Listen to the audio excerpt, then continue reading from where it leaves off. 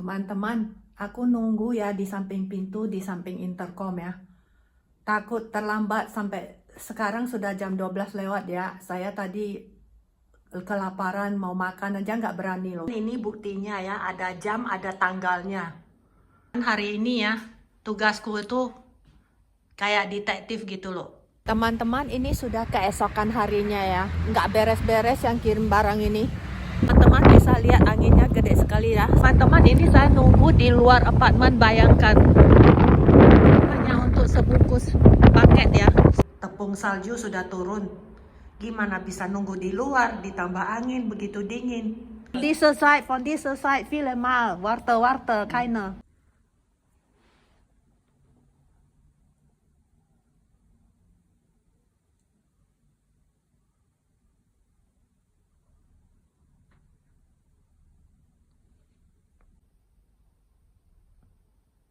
Teman-teman, aku tungguin itu yang tukang ngantar barang ya.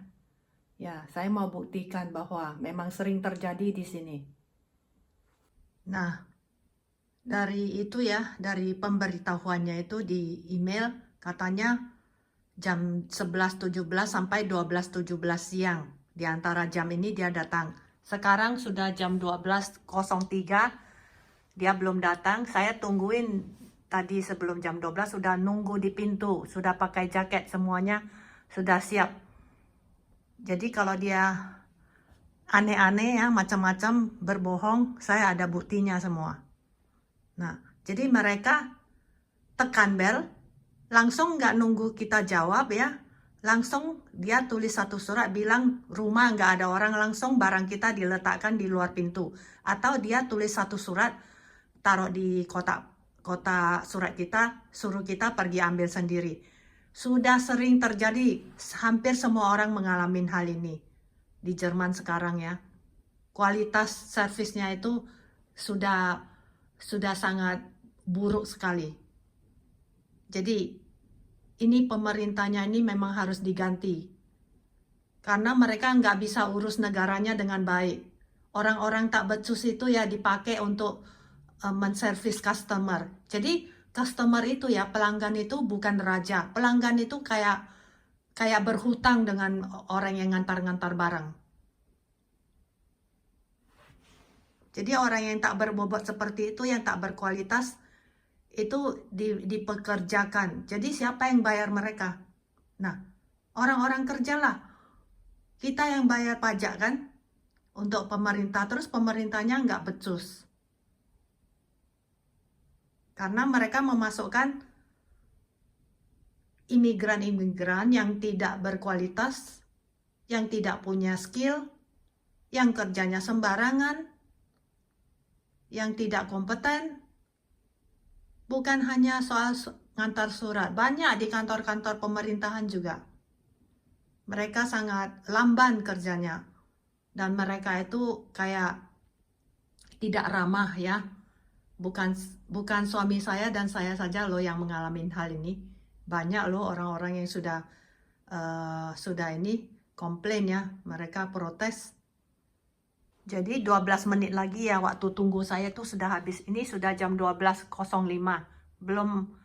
Belum terdengar bel pintu ditekan ya.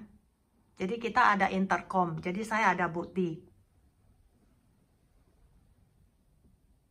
Hal seperti ini sudah sering saya alami, suami saya juga alami, baik di rumah kontrakan maupun rumah kita yang dulu di kota lain, sudah sering.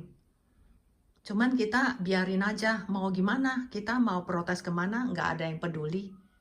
Jadi ini kalau terjadi, ini saya taruh di internet, jadi biar pemerintahnya lihat.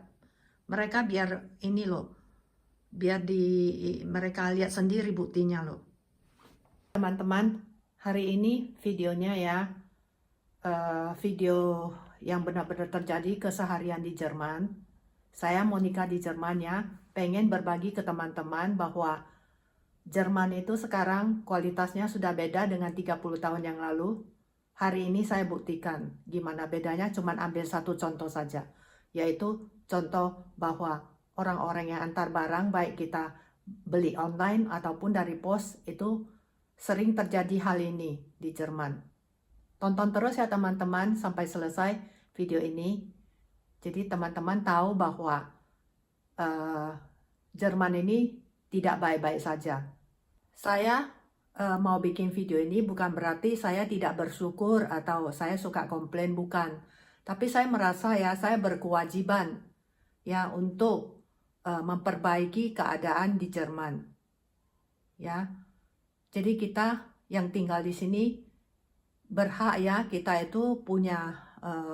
punya hak untuk mengeluarkan suara kita, mengeluarkan pendapat kita. Karena saya sangat mencintai Jerman, saya suka sama Jerman, makanya saya mau Jerman ini kembali lagi kualitasnya seperti dahulu kala. Teman-teman lihat itu, sudah 12.09. Bel pintu saya belum bunyi, intercom saya belum bunyi.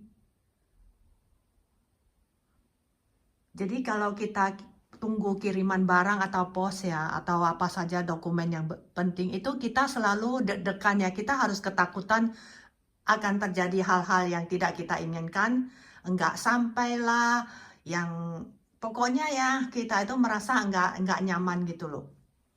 Takut barangnya diambil orang kalau ditinggal di pintu, dan sebagainya. Saya sengaja nunggu di samping intercom. Ketika intercomnya bunyi langsung saya angkat. Supaya saya tidak terlambat kan, saking harus begitu loh di sini. 3 menit lagi. Ini sudah jam 12.14.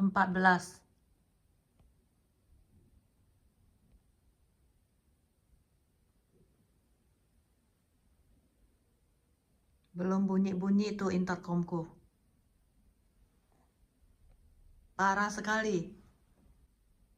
Nah, aku sendiri juga imigran ya, bukannya aku anti imigran. Tapi ya, harus diseleksi dong imigrannya, tidak hanya asal terima kan. Sudah 12.17. Jadi sudah lewat jam tunggunya, sampai sekarang belum datang-datang.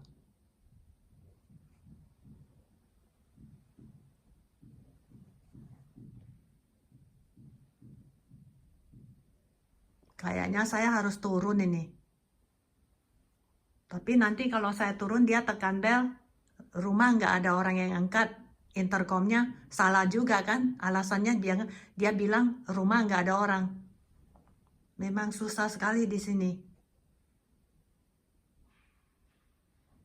Gondok loh di sini. Teman-teman, aku nunggu ya di samping pintu, di samping intercom ya. Takut terlambat, sampai sekarang sudah jam 12 lewat ya. Saya tadi kelaparan, mau makan aja nggak berani loh. Sudah panasin ini loh, sisa makanan kemarin. Nggak berani makan, takut nanti makan sampai setengah dia tekan bel ya. Jadi nggak sempat. Sampai saya sudah tunggu 1 jam lebih ya, pakai jaket, sepatu supaya nggak perlu waktu mau turun ya. Sampai begini loh di Jerman. Mengerikan sekali ya.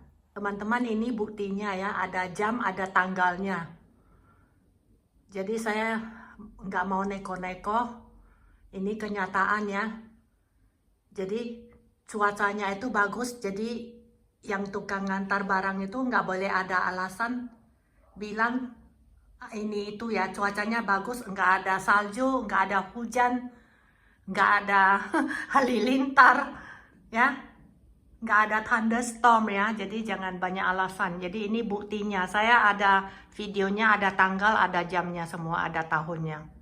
Teman-teman, hari ini ya, tugasku itu kayak detektif gitu loh. Detektif mau nangkap orang. Peristiwa seperti ini sangat-sangat jarang, hampir tidak pernah ya bisa terjadi di Singapura. Kenapa? Karena negara Singapura di mana-mana itu ada CCTV. Sedangkan di Jerman itu nggak boleh, orang-orangnya itu meletakkan kebutuhan pribadinya, artinya privasinya loh itu loh. Private. Jadi mereka itu sangat konservatif ya. Mereka itu sangat privasi. Jadi privasi mereka itu sangat tinggi. Jadi CCTV itu nggak boleh dipasang. Jadi kita nggak bisa ada bukti kalau orang-orang yang nggak becus ya, yang mau berbohong, yang mau nipu. Nah, menurut saya CCTV itu ada bagusnya, itu untuk mengamankan orang-orang kan.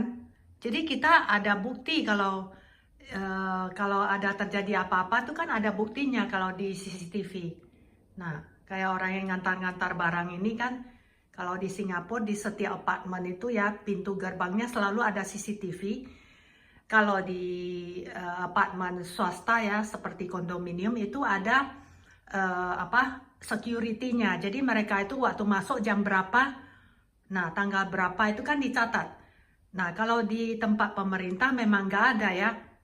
Nah tapi setiap kali di tempat publik ya, itu baik itu di bus stop ataupun di stasiun kereta, bawah tanah, di mana-mana, di bank, tempat ambil uang di ATM, semuanya itu ada CCTV-nya. Bahkan di tempat kerja. Jadi para pegawai itu tidak bisa main curang. Gitu loh.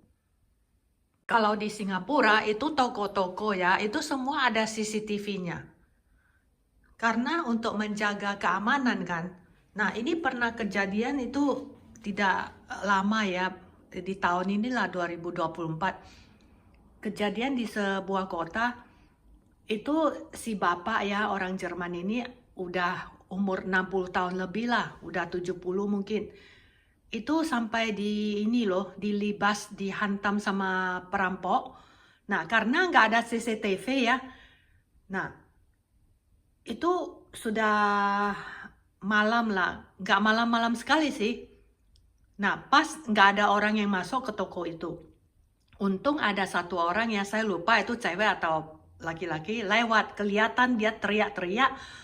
Nah akhirnya dia telepon polisi. Nah tapi sudah telat, si bapak sudah babak belur. Kalau seingat saya ya, bapak itu sampai udah parah sekali loh. Saya tidak ikutin lagi beritanya dia hidup atau nggak tahu. Dan si perampoknya itu nggak ketangkap. Dihantam, ditikam bapak itu. Tadi suami baru WA ke saya ya, katanya waktunya sudah lewat, nggak perlu ditunggu lagi. Jadi saya habis waktu ya, pakai jaket, pakai sepatu di rumah nunggu 1 jam lebih ya, sejak saya pulang dari klinik. Jadi hasilnya sia-sia. Kelaparan, nggak berani makan, semua nggak berani. Nah begitulah di Jerman teman-teman. Teman-teman masih mau datang ke Jerman untuk kerja, tinggal di Jerman. Pikir-pikir dulu ya, Jerman itu bukan untuk semua orang loh. Ya. Jadi memang ada baiknya juga, ada baiknya, tapi jeleknya itu juga banyak. Jadi teman-teman, saya bukan mau ini ya, menciutkan keinginan kalian ya. Nah, bagus kalau kalian bisa datang ke Jerman kerja. Mereka butuh orang-orang yang punya skill, yang punya keahlian. Tetapi teman-teman harus sabar. Kalau sudah di Jerman baru tahu. Birokrasinya itu berlapis-lapis, berbelit-belit. Malah saya pikir ya, malah lebih parah ya kadang dengan Indonesia. Tapi ada kebaikannya, jadi teman-teman harus timbang-timbang sendiri ya. Jadi teman-teman, hari ini video saya ya, jadi sampai di sini. Jadi saya nggak dapat barangnya yang kita beli online. Saya habis waktu nungguin, nah jengkel. Tapi apa boleh buat, memang begini di sini keadaannya ya. Jadi teman-teman sampai di sini dulu. Terima kasih telah menonton video saya hari ini. Sampai ketemu lagi di video yang lain. Diberi like dan di komentar ya. Dan juga dibagikan bagi yang belum subscribe, di subscribe ya. Oke, bye-bye.